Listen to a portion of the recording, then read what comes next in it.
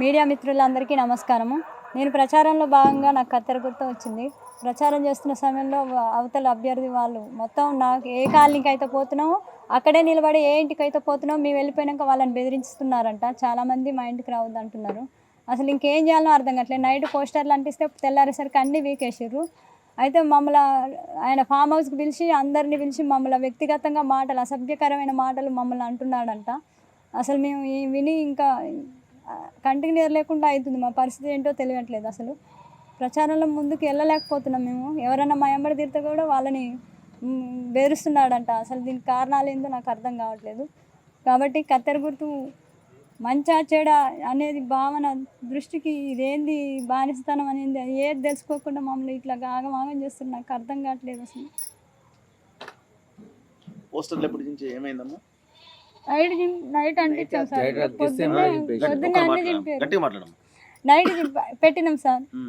పొద్దున్నే అన్ని వీకేసారు. పొద్దున్న పంచాయతీ ఆఫీస్లో మీటింగ్ ఉంది, ఇట్లా ఆర్ఓ గారు పిలిచారంటే వెళ్ళినాము. చూస్తే అన్నీ లేవు, ఇంకొక్కటి కూడా లేవు, అన్నీ కింద ఉన్నాయి. కంప్లైంట్ చేయలేదా మరి? సార్ అన్నారు, ఆయన ఆర్ఓ గారు ఎస్ఐ గారు అంటారు, ఏమైనా అభ్యర్థులు అవతల వాళ్ళు పోస్టర్లు చింపితే కంప్లైంట్ ఇవ్వచ్చు స్టేషన్లో అన్నారు. అంటే మన ఇంటికి వచ్చిండు. మళ్ళీ నేను వచ్చినాక వచ్చిండు, మీకు సెక్యూరిటీ వస్తారమ్మా ఇంక ఈరోజు అంటే నేను చెప్పిన పోస్టర్లన్నీ మా వీకేసారు సార్. అసలు ప్రచారం చేసుకొని ఇట్లా ఎవరింటికి పోయినా బెదిరిస్తారు వాళ్ళు అని నేనంటే కంప్లైంట్ ఇవ్వచ్చు అన్నాడు.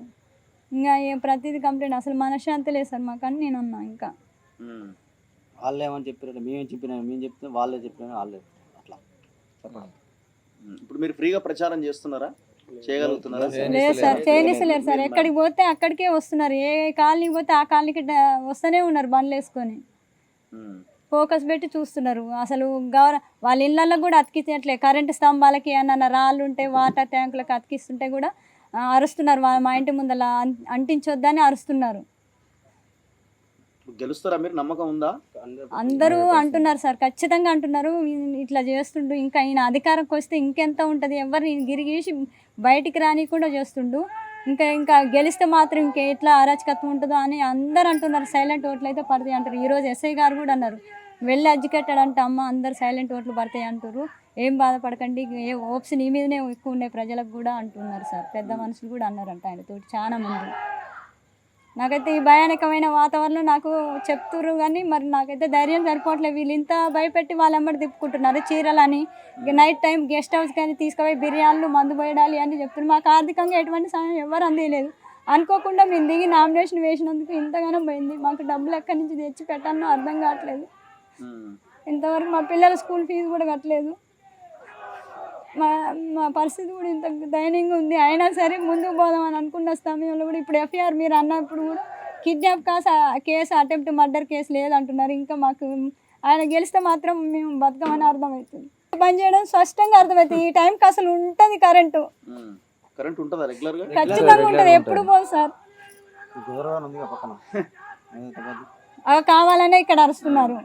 రెచ్చగొట్టే విధంగా కాంగ్రెస్ నినాదాలు చేస్తూ చాలా దారుణంగా మా కళ్ళ ముందు జరుగుతుంది. ఇంత చీకట్లో అటువైపు ఒక జస్ట్ 100-200 మీటర్స్ దూరంలో ఎంత దారుణంగా రౌడీలాగా బిహేవ్ చేస్తుండ్రో ఒకసారి చూడండి, గమనించండి. చాలా దారుణం కదా ఇది. పోలీస్ డిపార్ట్మెంట్ చాలా క్లియర్, ఎలక్షన్ కమిషన్ కూడా ఒకసారి అర్థం చేసుకోండి. మా కళ్ళ ముందు జరుగుతున్నటువంటి సంఘటన ఇది, ఎక్కడో కాదు ఇది. ఇక్కడ మేము ప్రెస్ మీట్ లాగా మాట్లాడుతూ పక్కనే నినాదాలు చాలా దారుణంగా నినాదాలు చేస్తూ ఉన్నారు. మేము ఏ పార్టీకి సంబంధం లేకుండా వీళ్ళకి జరిగిన అన్యాయం పట్ల మేము ఇంత స్పందిస్తూ ఉంటే ఇంకొక వైపు ఇష్టం వచ్చినట్టు నినాదాలు చేస్తూ చాలా దారుణంగా బిహేవ్ చేస్తూ ఉన్నారు. సంఘటన కనబడుతూ ఉంది ఇక్కడ.